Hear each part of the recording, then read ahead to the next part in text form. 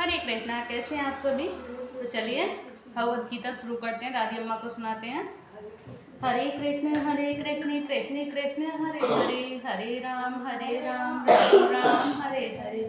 जय श्री कृष्ण चैतन्य प्रभु नित्यानंद, श्री अद्वैत गदाधर श्रीवासादि गौर भक्ति वृंद। तो देखिए, कल मैंने 9, 10, 11, 12 4 श्लोक कंप्लीट कराए थे। आज शुरू होगा 13वां श्लोक।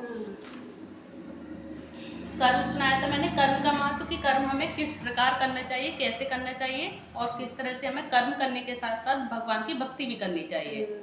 और जिसने भी नहीं देखा हो वो पिछली वीडियो में देख सकते हैं, कल की में।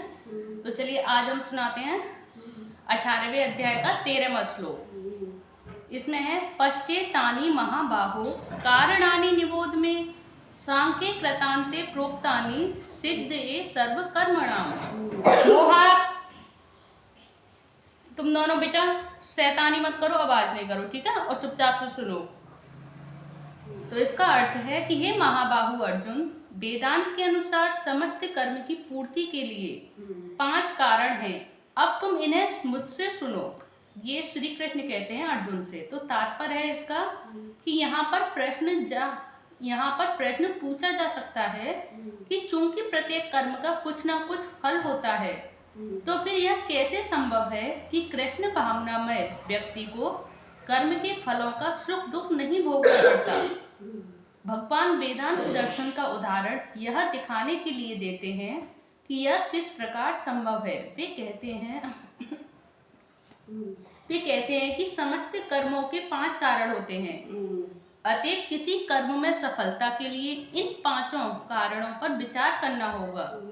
और सांख्य का अर्थ है ज्ञान का आधार स्तंभ, और वेदांत अग्रणी आचार्यों द्वारा स्वीकृत ज्ञान का चरम आधार स्तंभ है। यहाँ तक कि शंकर भी वेदांत सूत्र को इसी रूप में स्वीकार करते हैं। अतएव ऐसे शास्त्र की राय ग्रहण करनी चाहिए।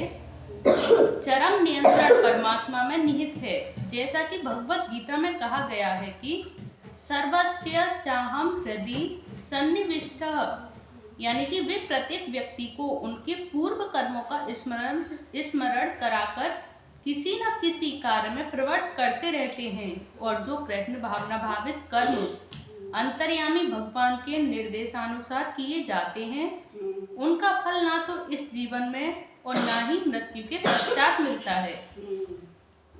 अब ये पूरा हो गया इसका श्लोक का अर्थ। अब है 14वां श्लोक।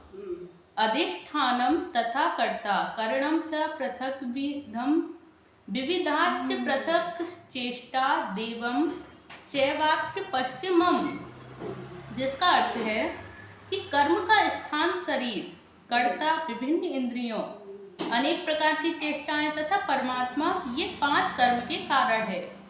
तात्पर्य है कि अधिष्ठानम शब्द शरीर के लिए आया है और शरीर के भीतर आत्मा कर्म करता है, जिससे कर्म फल होता है। अतएव यह कर्ता कहलाता है। आत्मा ही ज्ञाता तथा कर्ता है। इसका उल्लेख श्रुति में है। एस ही दृष्टा त्रष्टा। वेदांत सूत्र में भी ज्ञानो ज्योत एव तथा कर्ता शास्त्रार्थ बत्वात् श्लोकों से इसकी पुष्टि होती है। और कर्म के उपकरण इंद्रियां हैं और आत्मा इन्हीं इंद्रियों के द्वारा विभिन्न कर्म करता है। और प्रत्येक कर्म के लिए पृथक चेष्टा होती है, लेकिन सारे कार्यकलाप परमात्मा की इच्छा पर निर्भर करते हैं, जो प्रत्येक हृदय में मित्र रूप में आसीन है और परमेश्वर परम कारण है। अतएव जो इन परिस्थितियों में अंतर्यामी परमात्मा के निर्देश के अंतर्गत कृष्ण भावना में होकर कर्म करता है, वह किसी कर्म से बंधता नहीं। जो पूर्ण कृष्ण भावना में है और वे अंततः अपने कर्मों के लिए उत्तरदायी हैं, और जो अपने कर्मों के लिए उत्तरदायी नहीं होते, सब कुछ परम इच्छा परमात्मा भगवान पर निर्भर है। तो ये रहा 14वें श्लोक का अर्थ पूरा तात्पर्य के साथ। अब है 15वां श्लोक।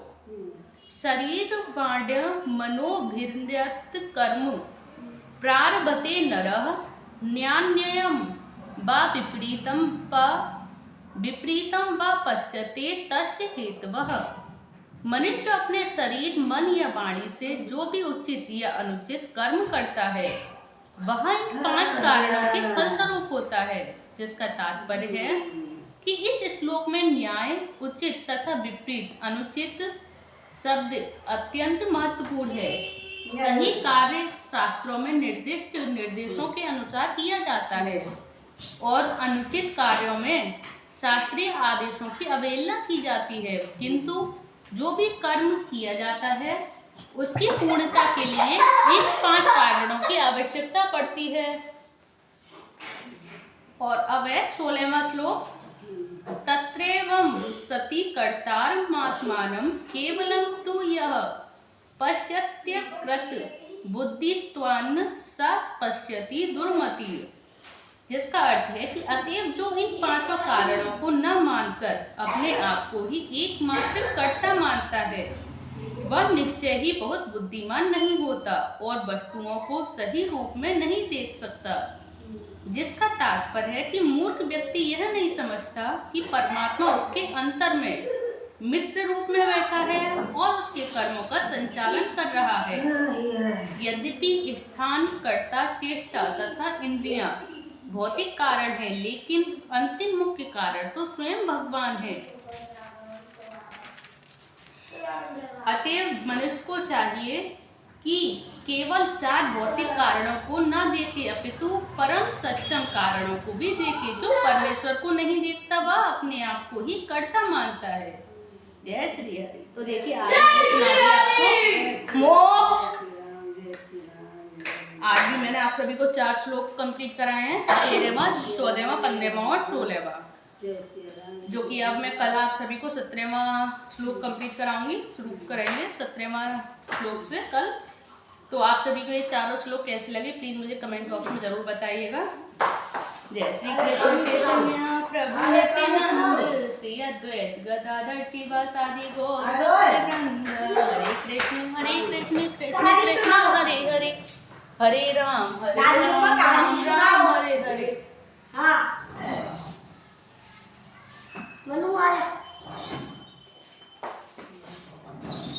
हाँ सुनाओ।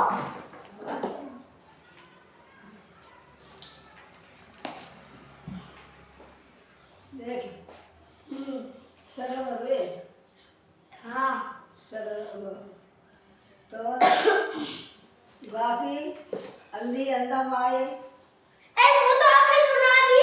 सुनाइए। हाँ वहाँ पर बरामदे में। बस सुनाइए। हाँ बोले काय अंधी अंधन में। हाँ है और घर में खट्टी में ही खाए गई। हाँ है हाँ श्याम बाई कह दो कह दो। देख राजा और राजा बाकी तो रानी ये भी सुनी हुई है। तो बोल गए। हाँ बोलो बोलो। तो उधर बोली रानी के रानी सुनाओ कहानी। जाते तो गाने कही तो रानी कहा के कभी सुन भूल गए, कल सुनाएंगे। उल्ला उल्ला उल्ला उल्ला। कन्नू मन्नू ऐसे नहीं करते। कल सुनाओगे मत, कल सुनाओगे। चलिए देखिए अम्मा आप कहानी जो है कल सुनाएंगे, तो कल तक के लिए वेट करते हैं। और आप सभी को ये भगवत गीता कैसी लगी दादी अम्मा के साथ प्लीज़ मुझे कमेंट बॉक्स में ज़रूर बताएं। अगर अच्छी लगी हो तो प्लीज़ वीडियो को लाइक कर दें, चैनल को सब्सक्राइब करें। धन्यवाद। हरे कृष्णा हरि बोल।